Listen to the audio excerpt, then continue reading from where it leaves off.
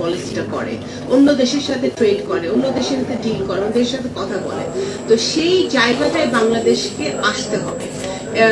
আমরা মনে করি যে বিএনপি, আমি যেটা বললাম যে বিএনপি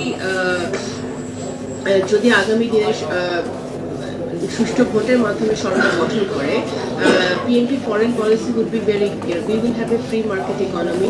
আমাদের ইকোনমিক রিফর্মটা সবচেয়ে বেশি গুরুত্বপূর্ণ, এবং সেই ক্ষেত্রে আমরা বাংলাদেশে ইনভেস্টমেন্টের জন্য, বাংলাদেশের উন্নয়নের জন্য, বাংলাদেশের ট্রেড পার্টনারদের সবার সাথেই আমাদের একটা ফ্রি মার্কেট ইকোনমির রিলেশনশিপ থাকবে, যারা সবাই ইনভেস্ট করতে পারবে। কিন্তু আমাদের এখানে একটি কথা আছে, ইয়াং জেনারেশন যে কথাটা বলে যে এই যে কিছুদিন আগে 32 নম্বরে একটা ঘটনা ঘটেছে, কারণ হাসিনা ওখানে একটা বলেছে।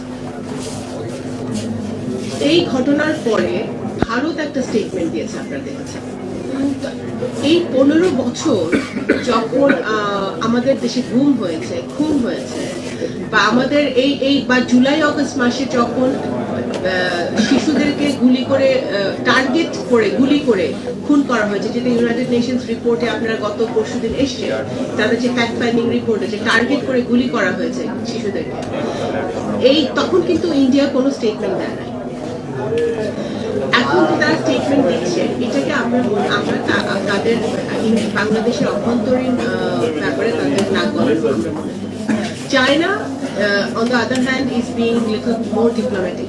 তারা তাদের একটা লোকাল মিডিয়া তারা বলেছে তারা সোশ্যাল স্টেবিলিটি আরো তাড়াতাড়ি ফিরে আসুক বাংলাদেশে, সেটা তারা চায়, এবং তারা সব দেশের সব পলিটিক্যাল পার্টির সাথে তারা যোগাযোগ করছে, which is China's নর্মালি তারা করে থাকে।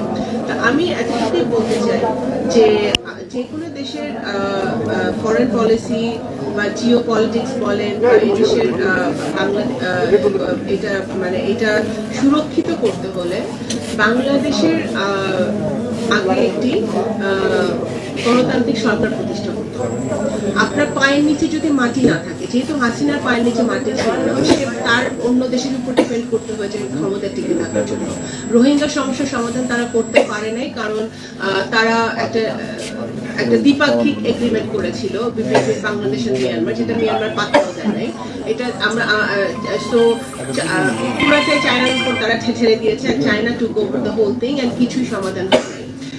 কিন্তু আমরা দেখেছি যে বিএনপির সময় বারবার রোহিঙ্গা সমস্যার সমাধান কিন্তু শহীদ প্রেসিডেন্ট জিয়া রহমান সাহেবের সময় হয়েছে, বেগম খালেদা জিয়ার সময় সাকসেসফুলি হয়েছে, কারণ আমরা শুধু জাতিসংঘ না, উই হ্যাড এ ট্রাইপার্টাইট এগ্রিমেন্ট। আমাদের সময় জাতিসংঘ ওই এগ্রিমেন্টের একটা বিরাট স্টেক হোল্ডার ছিল, এবং আমরা মুসলিম দেশগুলোকেও এই রোহিঙ্গা সমস্যা সমাধানে ওদের সহযোগিতা আমরা আনতে পেরেছিলাম, এবং চায়না, ইন্ডিয়া সবাইকে আমরা যথেষ্ট পরিমাণে প্রেশার দিতে পেরেছিলাম, যেটা হাসিনা সরকারের দেওয়া সম্ভব হয় নাই, কারণ তাদের জনগণের কোনো সমর্থন ছিল। তো সুতরাং আমাদের জিও পলিটিক্স বলেন, আসিয়ান কান্ট্রিজ বলেন, বা গ্লোবাল রাজনীতিতে বাংলাদেশের অবস্থান বলেন, বাংলাদেশকে একটি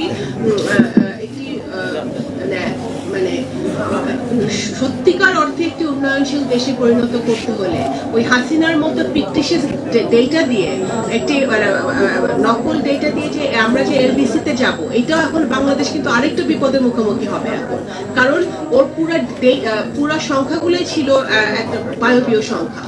আপনার জিডিপি গ্রোথ বলেন, আপনার সবকিছুই কিন্তু ছিল একটা, এবং তাদেরকে ফোর্স করা হতো, যারা আপনার এই যে সরকারি যে সংস্থাটা ছিল তাদেরকে ফোর্স করা হতো এজেন্সি থেকে যে এই ডেটাগুলো প্রডিউস করতে, যাতে সে দেখাতে পারে সে অনেক উন্নয়ন করতেছে। এই উন্নয়ন করে সে 15 বছরেও যে তার যে নোবেল পাওয়ার আশা সে পূরণ করতে পারে নাই। হ্যাঁ, তো এখন সেই বাস্তবতায় আমরা কিন্তু এই পোস্ট হাসিনা আমাদের সুযোগ হয়েছে নতুন বাংলাদেশের নতুন প্রজন্মর আশা আকাঙ্ক্ষা যদি বাস্তবায়ন করতে হয়, তাদের স্বপ্নকে যদি বাস্তবায়ন করতে হয়, তাহলে দেশপ্রেমের জায়গা থেকে, প্যাট্রিয়টিজমের জায়গা থেকে, জনগণের স্বার্থের জায়গা থেকে আমাদের প্রত্যেকটা দেশের সাথে সম্পর্ক হওয়া উচিত, এবং ফরেন পলিসি ওইভাবেই হওয়া উচিত। ধন্যবাদ। আসসালামু আলাইকুম।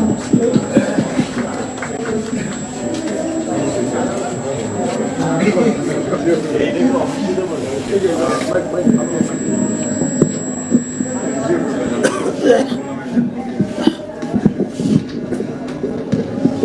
I shouldn't make a mistake again. This is Shama Ubaid. And thank you so much for a very beautiful speech, politically, domestic. Is my good working? Okay, this is what okay. Thank you so much to Ms. Shama Ubaid for a beautiful speech, very pragmatic, very practical, and what is the political challenges of Bangladesh at this moment, how India is interfering in Bangladesh, and what is the viewpoint of BNP to challenge that position. Thank you for making very brilliant, very articulate speech on Bangladesh situation today. And once again, thank you for coming. It's an honor for us. Okay, now, according to our program, Manna Bhai, Mahmood Rahman Manna, he is supposed to speak next. He sent a text message that he has a meeting now with Professor Yunus. So he has to go there because it is priority number 1. So he cannot come. Sorry for this. So we shall open the platform for discussion. Anybody wants to speak, raise your hand or you give your name to me. Then we shall call one by one. And please limit your speech for 2-3 minutes. Then I'll talk to you. Okay. So floor is now open. If you have any questions, please send your name to me. You have papers in front of you, and please limit your speech for 2 minutes. Okay? Is there any volunteer? Somebody can start now for 2 minutes. Then in the meantime, please. Okay, all of you understand what I'm saying. সবাই বুঝেন কি বলছি? Yeah, of course. জি. সবাই সবার নাম দিবেন. My problem is finding out Bengali words to express my mind.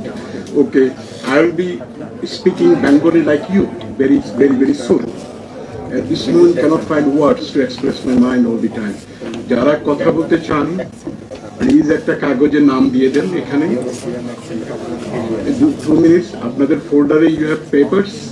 Write your name. In the meantime, যদি কেউ কথা বলতে চান, please raise your hand. And please limit your speech for 2 minutes. Yes, go ahead, please. Okay, this is Azad Fakir. Fakir Azad. Yeah, he's fine. You can stand up. Hey, mic should go there. One. Hey, Kajol, mic should be there.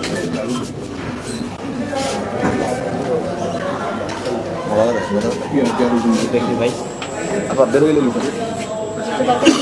Yeah. Hey, mic me.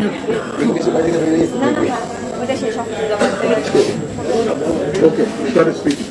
It takes, please limit to mic.